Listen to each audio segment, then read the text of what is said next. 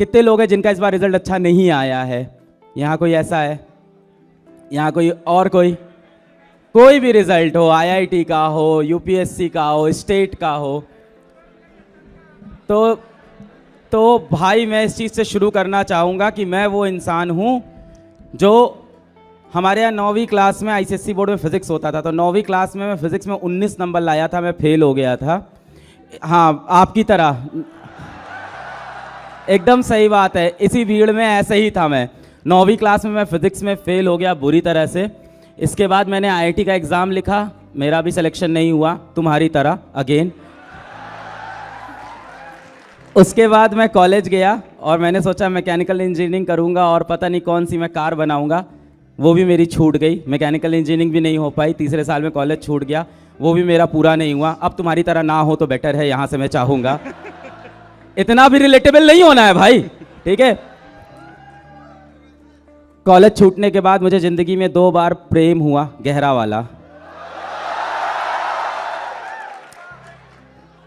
क्या बोल रहा हूँ, तीसरी बार और गहरा हुआ बीवी से, सॉरी, हाँ भूल गया।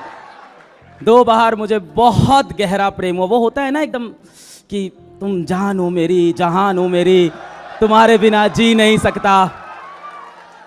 और वो होता है ना लड़ाई होने के बाद कि बस आखिरी बार प्लीज़ एक मौका, प्लीज़ लास्ट चांस दे दो, अब नहीं करूँगा, पक्का नहीं करूँगा। हाँ समझ गए, वैसा वाला 2 बार घनघोर मोहब्बत हुई। वैसी मोहब्बत जिसमें आप 10 दिन में वादा कर लेते हो कि शादी करेंगे, 2 छोटे बच्चे होंगे, लड़का मेरे जैसा दिखेगा, लड़की तुम्हारे जैसे दिखेगी। हाँ हाँ, एकदम वैसे ही पूरा माहौल बन गया था। और 2 बार मेरा घनघोर दिल टूटा तुम्हारी तरह फिर से। उसके बाद मैं कोचिंग पढ़ाने गया ऑफलाइन में, और हमने कहा हम फिजिक्स पढ़ाएंगे, और फिजिक्स हमने पढ़ाई, थोड़ी अच्छी पढ़ाई, तो फिर वहाँ से निकाल दिया क्योंकि कोचिंग के जो मालिक थे वो भी फिजिक्स पढ़ाते थे, तो जलन तो हो सकती है, तो वहाँ से भी हमें बाहर कर दिया गया। और हम बड़ा रोए कि 5,000 की नौकरी चली गई।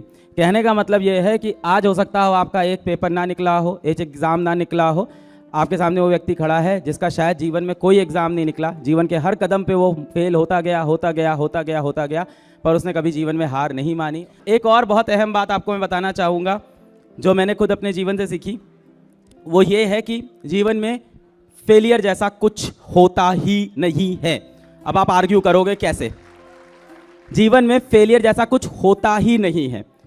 आप कोई खेल खेलने जाते हो तो क्या होता है, आपकी या तो जीत होती है या तो आपकी हार होती है, फेलियर नहीं होता। मैं आपको एग्जाम्पल देता हूं। भारत के बहुत ही पराक्रमी लीडर जिन्होंने भारत को असल में आज़ादी दिलाई, जो मैं मानता हूं, मेरा पर्सनल बिलीव है, सुभाष चंद्र बोस। क्या सुभाष चंद्र बोस, हाँ मैं बहुत ज़्यादा बिलीव करता हूं, क्या आदमी था यार, सेना खड़ी कर दी ला के। और सबसे बड़ी बात, वो भी आप ही की तरह सिविल सर्विस एग्जाम क्रैक किया था उन्होंने।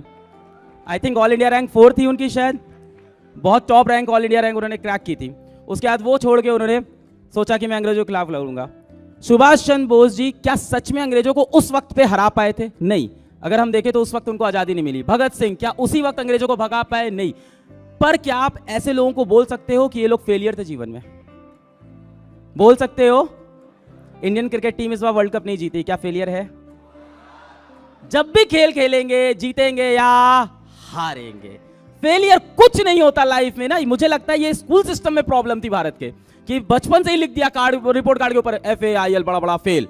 अब डर गया बच्चा, है क्या यार, मैं तो फेल हो गया, मुझे कुछ नहीं आता यार। तो आपको फेल लिखने की जरूरत ही नहीं थी। मैं अभी स्कूल्स, मैंने 2 स्कूल्स खोले हैं और मैंने यही बोला है बच्चे के रिपोर्ट कार्ड पे आप कभी भी फेल नहीं लिखोगे। कभी बच्चे को ये मत बोलना आप फेल हो गए, आप बोलो you can improve from here, but don't write you have failed. जब भी आप जीवन में हारते हो तो आप सिर्फ सीखते हो, आप सिर्फ सीखते हो बेटा। और ये भी बहुत मैं कहूंगा कि एक बार जो आपका शायद रिजल्ट ना आया हो ना, हारना बहुत जरूरी है भाई, जीवन में बहुत ज्यादा इंपॉर्टेंट है। हार के जो आंखों में आंसू आते हैं ना, जो इंसान इमोशनल होता है ना, वो अंदर से इंसान को स्ट्रेंथ देता है। मैं बहुत हारा जीवन में, और जब मैं हारा तब मैं अंदर से स्ट्रांग हुआ। और जिस दिन आप हारते हो ना, उस दिन आपको दुनिया की सच्चाई दिखनी शुरू हो जाती है। तब आपको दिख जाता है कौन रिश्तेदार अपना था, कौन दोस्त अपना था। सब दूर भागना शुरू कर देंगे आपसे। कौन दोस्त यार, कोई नहीं, सब कॉल उठाना बंद, सब दूर भाग गए। कौन है भाई, कौन है तू? और जिस दिन आप जीते सब वापस आ गए भाई कि अरे अरे राकेश तो यार मेरा बचपन का दोस्त था, इसको तो मैं अपनी मैथ्स की कॉपी देता था, यूकेजी में मुझसे होमवर्क कॉपी करता था। अरे ये तो हमारे घर के बगल में रहता था राकेश, अरे हमारे घर से तो दूध लेके जाता था, चाय बनाता था। सब आ जाएंगे अगल बगल से।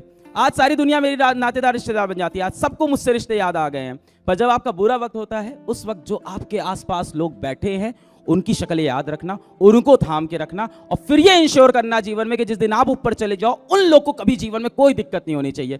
इसीलिए मैं बोलता हूं, it's very important to sometimes lose in life but don't fail in life. आप हारोगे तो आपको असलियत दिख जाएगी, समाज की, दुनिया की, दोस्तों की, परिवार की, रिश्तों की। और जितने लोग यहाँ पे जीवन में कभी ना कभी हारे होगे ना, रिजल्ट नहीं आया होगा ना, और कमरे में जब अकेले रोए होगे ना, जब आंसू ऐसे गिरता है, फिर कई बार मुंह में चला जाता है, वो टेस्ट आता है वो नमक का।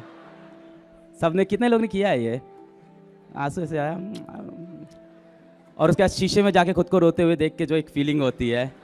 कितने लोग ने शीशे में देखा है खुद को रोते हुए, कैसा लग रहा हूं रोते? हाँ। और याद करो, रोते रोते जब बीच में आप एक छोटी सी मुस्कान मारते हो, यही है वो दुनिया। उस मुस्कान की जो कीमत है ना, जो रोते वक्त आई है, वो भाई बेशकीमती चीज है। उसको अपने साथ बचा के रखना, उस आग को जला के रखना।